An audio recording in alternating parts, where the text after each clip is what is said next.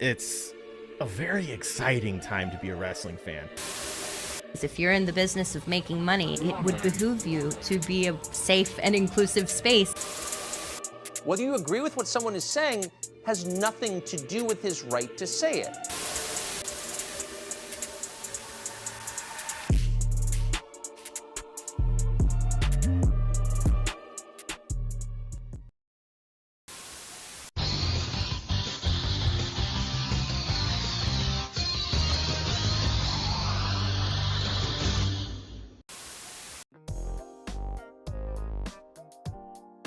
What's up, y'all? My name is Devontae, and I sacrificed my time so you don't have to.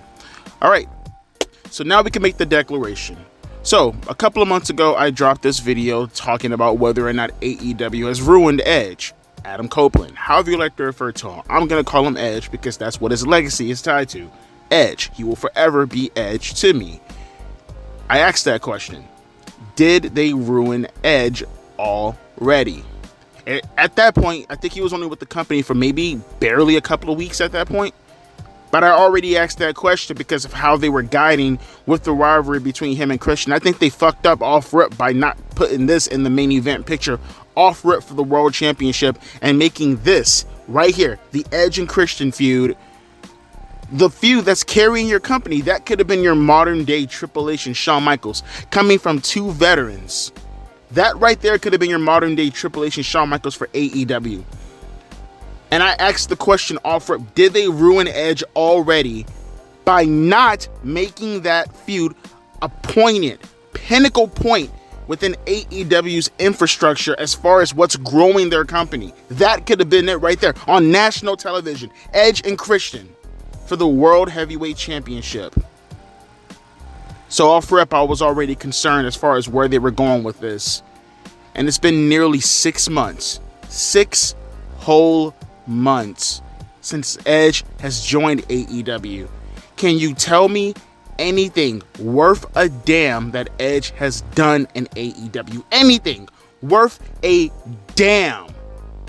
And you'll sit here and you'll have these people say, well, Devontae, are you not watching what's going on in Collision at the moment? No, I guarantee you no one's watching what's going on in Collision at the moment. Edge himself isn't rewatching his tapes of what's going on in Collision at that moment. There are people in the audience who wish they weren't there to watch Collision to see what's going on in the moment. No one's watching Collision. It's not only not the flagship show of AEW, it's barely the second branded show of AEW. I honestly don't see what's so really that much of a difference between Collision and Rampage. Hell, looking at the numbers, Rampage is trailing not too far behind Collision. And that's supposed to be the show that's not pre-recorded. That's supposed to be the live show. That's supposed to be your SmackDown, evidently so, as far as history is concerned.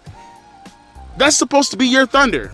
And by the way, it's Thunder. It's Thunder. Oh, trust me, it's Thunder in the ways that you don't want it to be Thunder. You really expect me to want to concede to an argument about Edge being prominent within the AEW infrastructure currently at the moment because he was on Collision?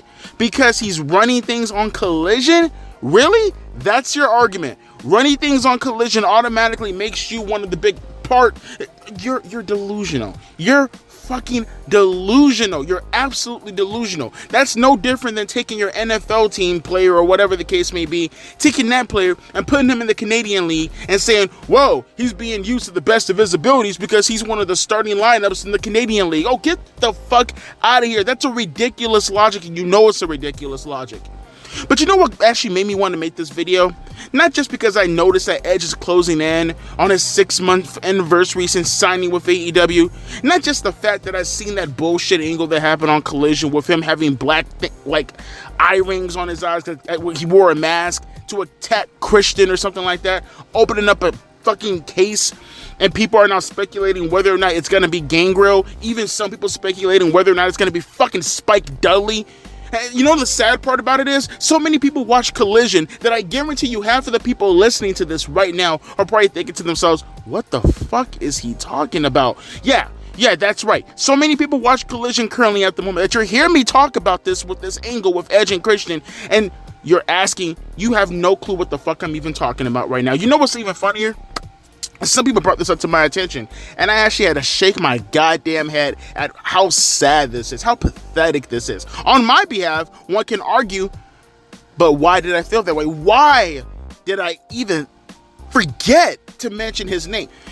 On one of the episodes, what was it, SmackDown? I think the SmackDown review I did, I was going down a list of people. I think I was talking about Sasha Banks, right? Talking about the people that she's compared to as far as her name value is considered. I think I mentioned Jericho's name. I think I mentioned Jon Moxley's name. I think I even threw in Kenny Omega's name as someone who might be up there with Mercedes Moné as far as having better name value. I named so many people as far as asking who has a bigger name value than Mercedes. And I completely forgot about Edge. Didn't even mention his name. Didn't even have a forethought to mention the man's name because I forgot he worked for the fucking company. For shame, Tony Khan. He should be a goddamn shamed of himself. You have someone on your roster with the legacy of an Adam Copeland. You have someone on your roster with the legendary career and the name value and the exposure. An exposure that's desperately needed for AEW, especially for fans who want to come from WWE to watch the AEW product, which again is just befuddling me why you didn't put him and Christian in the main event scene for the world title, so people who don't watch your product will probably see them passing through the television and say to themselves, holy shit, look, it's Christian and Edge. Whether you're talking about current fans at the moment right now, or even the people who are lapsed fans who haven't watched professional wrestling between 10 to 20 years. There was so much potential you could have got out of that.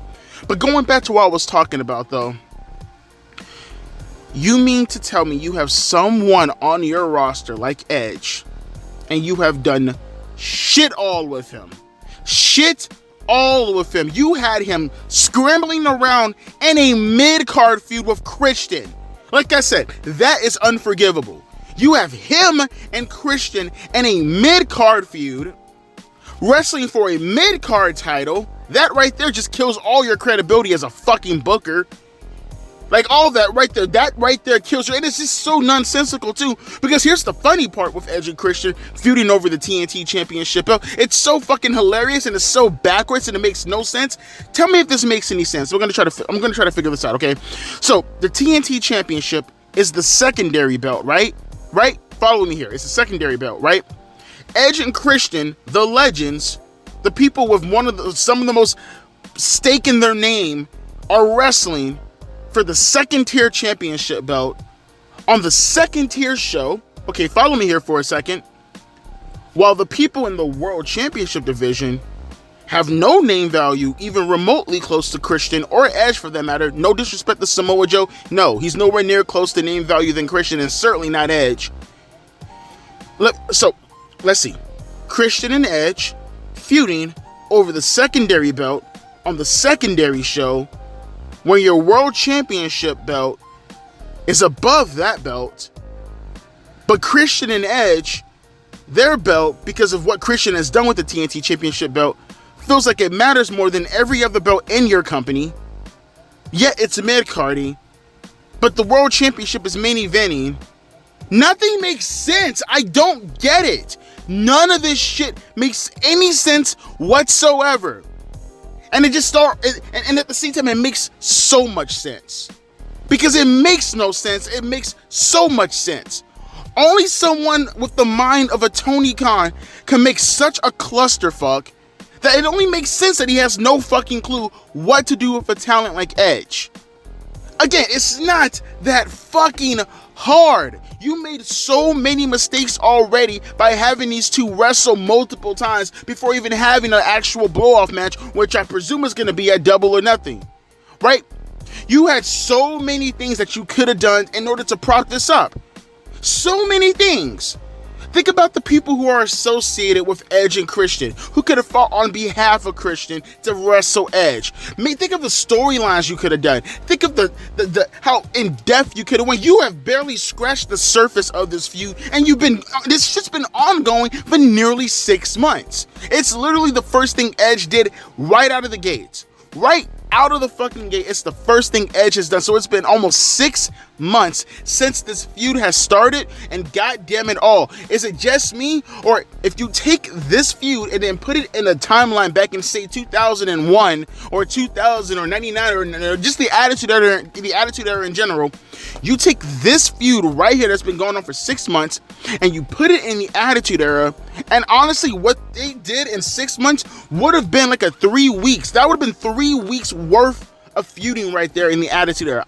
Not even the last week. I guarantee they've done so little with this feud that what they've done so far, you still had room. If this was placed in a different time frame, you still had room to probably get one more or maybe even 2 more segments out of this for the week coming up before the pay-per-view.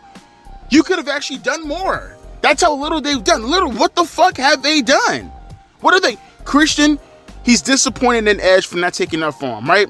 As far as the history they consider, and he's like, well, now that I'm standing on my own, I can now be my own person, right? That right there could have been the Monday and the Friday for Raw and SmackDown if this was 2000 or 1989, right? The following week, right? You do all the backstage shit with him, getting attacked by Christian, all the shit that could have happened on Monday. That Friday, Edge, remember the backstage stuff that happened with him and Christian and Luchasaurus and Nick Wayne? That could have been on Friday. The following week, you could have had some mocked out bullshit match, right? It never started because Christian got out of the match and he hit Edge with a concerto on the head on Monday or some other convoluted bullshit. It wouldn't have mattered, right? He would have missed Friday. That could have been the match with Daniel Garcia that would have happened on Friday. Like I said, and this upcoming week, that would have been 3 weeks. 3 weeks. Literally, what I'm saying all happened and it took... That's how little they cared about this feud. That's how little they fucking cared about this. And it gets better. Because take that out of the equation. That's the fucked up. That's the number one fucked up part about all this with Edge. It's the fact that you have completely fumbled this feud with Christian because of the lack of time you've actually given it. And you have people who are going to, again, come to the fucking comment section and be like, no, and fuck no. That should be on Dynamite. Once again, for the World Championship. Because you have right now at the moment, and this is no disrespect to a Samoa Joe. This is no disrespect to a Swerve Strickland. All the disrespect in the world to a Hangman Adam Page. This right here, this little mid-card championship, they should be feuding over that belt. And Edge and Christian should be feuding over the World Championship belt. They should be on Collision, and Edge and Christian should be on Dynamite. And they should have like 8 different segments going throughout the night, plugging their feud, getting people invested into the show. And while they're getting invested into the show, watching Edge and Christian, by some fucking miracle, someone with talent actually gets their attention. Right? That's how things should be. That's how it would have been in the old school.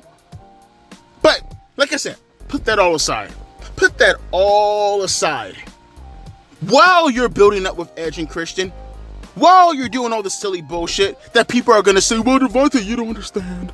Devontae, you don't understand. Edge, he has to build himself back up again before getting the title shot against Christian. Like you didn't have any of the story implications in order to fucking make this work without having to have Edge have a bunch of filler bullshit matches with a bunch of goddamn jobbers that did nothing for their career. Because newsflash, knuckle fucking dragging. When has that ever fucking worked? When has it ever worked to put an unknown talent in the ring with an established superstar without any story whatsoever or no feud going forward and saying, well, that's going to get them over? And before you idiots even fucking remotely come at me with the John Cena Kurt Angle comparison, here's a little bit of a newsflash for the knuckle-dragging fucks out there who didn't live in 2002. Take it from a person who watched John Cena live, debut, remember the night, clear as fucking day, ate a good fucking portion of Wendy's. I absolutely remember that night like it was fucking nothing in 2002. Right after the fucking King of the Ring, the week, Sunday happened on the King of the Ring, and then all that shit happened afterwards. Let me be the one to tell your dumb motherfucking ass, because you did not watch wrestling at the time, probably wasn't even a seat in your dad's ball sack, barely a glimmer in his eye.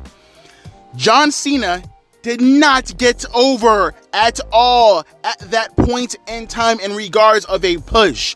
There was no push when it came to John Cena. Let me kind of run down because my memory is kind of hazy, but like I said, watching professional wrestling is all I did in 2002, and that's all I had in 2002, so it stays relatively fresh in my mind even about 22 years later. If I remember correctly, after John Cena had his match with Kurt Angle, I think he got enveloped a little tiny bit with the feud with Rey Mysterio and Chris Jericho and Edge and the Un-Americans. They actually had a little bit of a tussle.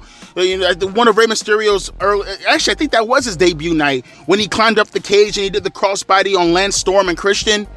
All that shit happened. That's what John Cena was doing at the time. And then he left that and then he wrestled Jericho and got an upset victory over him at Vengeance in 2002. After that, pew, right off the fucking radar. Cena didn't do shit afterwards. Nada. Not a goddamn thing. Nothing at all. Barely was present on Velocity, let alone actually doing stuff after August, right? Really, all you got out of John Cena was him having mixed tag match, not mixed and, you know, like women mixed, but mixed tag match. Like, I think he was teaming up with Billy Kidman for a minute. Yeah, weird combination. That's how much John Cena was actually doing stuff. I think he was doing a couple of teaming ups with fucking Devon or some shit, or maybe Farouk before he retired. Like, that's what John Cena was doing. He didn't really find his footing, honestly, until like the very, very tail end of 2002. That's when he got, what's homeboy's name? Bo Buchanan. B Squared. That's when he started to find his footing a little tiny bit. The rap gimmick didn't start till like right after Survivor Series. That's when it started. And even then, he still didn't find his footing quite well yet. Cena didn't really find his footing for real until after WrestleMania 19. That's when he really started to get going. That took almost a full fucking year. So please, miss me with the nonsense if you're gonna be like, well, Devontae Edge wrestling this talent, one of these days it could be just like John Cena. No, it's not. That's not how it works at all.